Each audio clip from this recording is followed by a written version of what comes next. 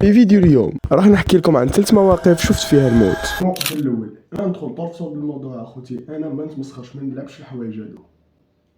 ابوني وخلينا نوصلوا 100 كنت قاعد في امان الله في الدار وين حنقعد يعني، وخرجت جماعه غضبان من الدار مسرع باف ما باليش. طومبيت في ولد عمي، لقيت ولد عمي في الطريق وجارنا يعتبر صديقي ليس مقرب، صديقي وخلاص. اذا كان يتفرج في الفيديو ديديكاس ليك. لبست تريكو وجيلي اللي ما عرفش جيلي دوك نجيبها لكم، ماشي هادي بصح واحده اخرى. الجيلي يا خوتي اللي هي هادي جوج جايه ما فيهاش دراعين، فهمتوا هكا. جوج لابسها، شوفوا اللقطه الصحيه.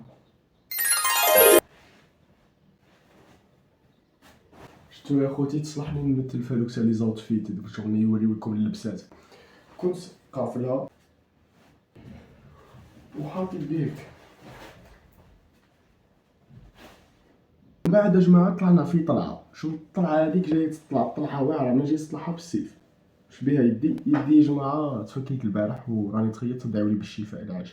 طلعنا في الطلعه هذيك وحنا طالعين في الطلعه هذيك وتجي طاكسي طالعه، انا طالع وهي طالعه. الحمد لله ما جاتش هابطه، سينو يبعثني للبرزخ طول. هي طالعه وانا طالع وجول جيت حنقطع الطريق عاد تردتني للهبطه. طاحت فيه ناس ملاح، هزني ركبني للطاكسي وداني طول للعنايه الشخصيه، للعنايه المتخصص. ثاني يا خوتي للعنايه المشدده، ما صرالي والو. المهم تنفخ باك شاربي منا والحمد لله. بقى يجي يسقسي عليا طار الناس ملاح، واذا كان يشوف الفيديو نقول لك خويا ثانك يو فيري ماتش. القصه الثانيه كنت طفل صغير يا جماعه الخير، تما ما كنتوش الهضره بزاف. انا وبابا وعمتي وواحد معنا، عمت بابا على الماضي، كنا راكبين في السياره في الطريق السريع في لاطوروت.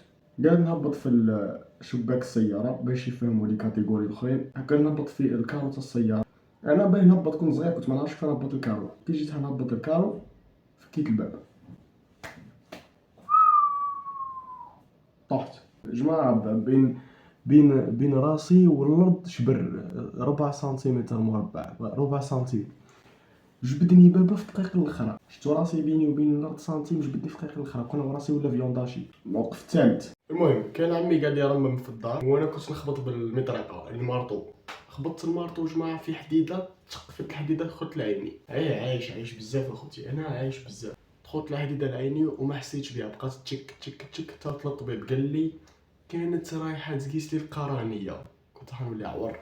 الحمد لله على كل حال. والبارحه انا زدت تخيط وعايشين سلامات والحمد لله رب العالمين. ان شاء الله فهمت على الفيديو. متنساوش تابوناو تحت الرجاء ما تكونوش ان شاء الله.